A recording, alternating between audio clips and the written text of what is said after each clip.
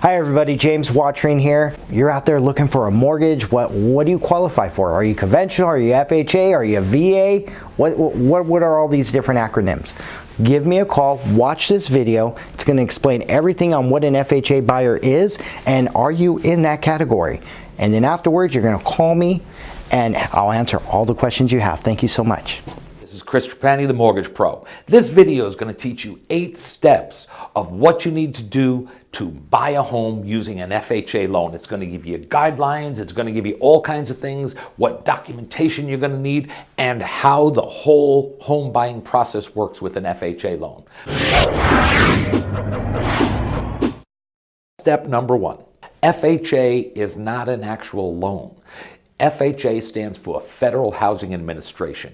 And what it does is it insures the loan so that people with a small down payment can buy the home. Otherwise, without the insurance, the risk would be too great. Nobody could buy a home in that situation. Step number 2, as low as a 500 FICO score, you can buy from 500 to 579, 10% down.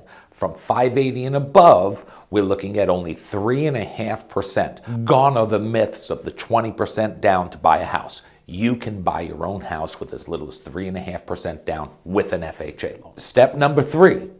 Here's a question people always ask me. Chris, I have a bankruptcy. Well, with an FHA loan, 2 years must have elapsed from the time it was discharged till the time you can buy. Chris, I have a foreclosure. I had a short sale. 3 years must have elapsed from the day of the short sale or foreclosure, and you could buy your own home again. Step number 4, here's the debt ratio. If you make $10,000 a month, and I'm not saying if you make 10 grand, but I'm just giving it to you for even purposes, you can go to 47% of that $4,700 for qualification purposes for the house. 57% when we take the total house payment and the car payment and the student loans, child support, alimony, credit cards, all the debts put together, 57%. So take your monthly income before taxes. 57% will include your debt. 47% will be the house payment. It must require and hit both those criteria. Step number 5, income requirements. Well, in most cases, you must have a 2-year history of working in the same field, in the same industry. Example, if you just started a job working for Federal Express delivering packages, and you started doing that today, well, if you don't have a history in delivery for the last 2 years, you're going to have to wait 2 years going forward. If you worked for UPS for the last 2 years, or the post office, or something in the same type of industry, then as long as you have that 2-year history, we're good, even though you just started the new job. Now, if you're self-employed, what we're probably going to do is we're going to average your income over 2 years. That's your net income. That's what after you write everything off, all your expenses. And if you just have a job and maybe you're salaried, very simple. But if you're hourly, we're going to calculate your hourly and we're going to average your overtime over 2 years. So we're going to look at things in a number of different ways. We're experts at figuring this out. Now, once in a while, people say to me, Chris, I've only been doing this 6 months. And I ask, did you get an education in this field? Maybe a college degree, maybe a certificate program. Maybe you went to a year of training to become a radiologist or a radio technician, that type of thing. Well, we can use that in lieu of the 2 years experience. So there's a lot of tips, tricks, trades, little things we can do, but you need to show me what it is so I can help you qualify for that loan. Step number 6. Documentation. We must prove, everything must be forensically proved on paper. How much do you make? How much have you made for the past 2 years? So the documentation I'm going to start with, I'm going to tell you, we're going to need 2 years W-2s from your job. We're going to need 2 years federal taxes. Once in a while, we won't need them, but we will require getting them just in case. We're going to need 1 month's pay stubs. So if you've been on the job for 10 years or you've been on the job for 2 months, I need the last month's pay stubs. And this is for all borrowers. So if there's a husband and wife both working, need it for both. We also need 2 months bank statements for any accounts that you might have. Savings account, retirement account, checking account, all the different banks or credit unions or whatever type of money accounts, we need 2 months worth. And we need all pages. If a page says this page is intentionally left blank, I need that page too. Sounds silly, I know, but those are the guidelines.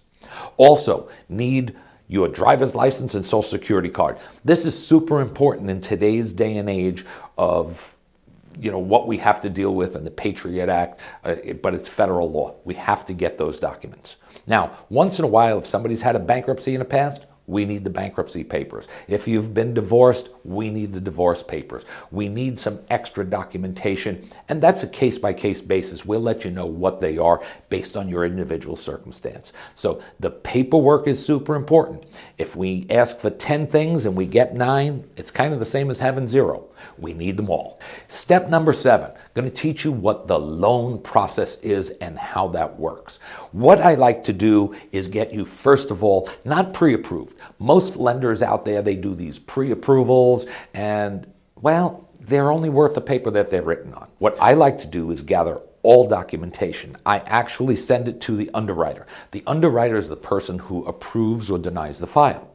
I send all the paperwork as if we already have a property, we're ready to go. I send you credit, I send you bank statements, I send you everything that it takes. And I let the underwriter say, yes, you're approved. We need this additional documentation, which is very common. But when you make an offer, you're going to do it from a position of strength. So we get you pre-approved. And now what's going to happen is you're going to go with a realtor. If you don't have a realtor, I know all the best, most experienced realtors in the industry. I'll give you a great realtor. Now, you're going to go with a realtor in your price range. He's going to show you houses, condominiums, whatever you're looking for in your individual circumstance. And if you find that 1 or 2 properties that you say, hey, this is the one, what happens is the realtor is going to write an offer and submit it to the agent who did the listing. And I'm going to assist them with helping to get your offer accepted. In today's day and age, there are 7 to 10 offers for every property on the market because there's a shortage of houses. And this is driving the prices up. So time is of the essence. You want to get this going. Now, here's what happens. They're going to review the offers. They want to see which property and which offer is going to make the most sense for them. Obviously, they're going to look at which one's going to pay us the most money. They're going to look at which one is most likely to close. That's super important because sometimes there are offers that are not very good, not very strong borrowers. So they're going to evaluate all these things. That's where I get involved. I call them up and tell them, this is Chris the Mortgage Pro, and I have a slam dunk deal ready to go that is not pre-approved, it's already approved. That will raise your offer near the top of the list, if not to the top. So that's a very big deal. Once the offer is accepted, what happens is we're going to start with the loan process. There's disclosures and paperwork. We're in a very bureaucratic age in the mortgage industry, and the whole mortgage industry is going to require you to sign paper about this thick. Thankfully, we can do it electronically today. You could just click on your computer or on your phone and accept those disclosures. The next thing we're going to do is we're going to order title, we're going to open escrow, and we are going to order the appraisal. We handle all of that so you don't have to. And again, the underwriter is going to look at the appraisal, they're going to look at the title, they're going to look at escrow, see if everything is acceptable. Is there any additional paperwork that we need from you, the borrower? Has anything changed? And when we put all that together and they issue what's called a clear to close, that's when we start doing the happy dance. We're excited, everything's going good. We start the closing proceedings. There's going to be a paper that's going to be emailed to you called a closing disclosure. And that's where it has the final numbers because everything must match to the penny. And you're going to sign the closing disclosure, and 3 days later, you're allowed to sign the loan documents. And usually, either sometimes that day or usually the next day or the day after, we close the loan, it funds the loan, we wire the money to pay it off, and then the escrow and title company work together to record the loan. Once it's recorded, the property is now finally 100%. It's your property. You're a homeowner. And the next thing that happens is the realtor is going to be all excited to come and present you with the keys so you can open the door to your own home. At that point, we have fired your landlord. That's a big deal. Step number 8 is really simple. Call me up. Just call me, text me, email me, whatever it takes. Call one of my assistants. We'll get you the phone numbers. Really simple. We sit down, we go through the process. If you want and you don't have time and time is of the essence, here's what you can do. You go to my website, www.christhemortgagepro.com, and click on the Apply for a Loan button and start filling out the application. It's only going to take you 10 minutes. It's going to be really simple. I can run your credit. I can get the whole thing moving right from where I am. If you'd like to meet, that's great too. I can answer any questions you have. Pick up the phone. Call me. 7 days a week. Nobody can outwork me, and I'm going to help you fire your landlord.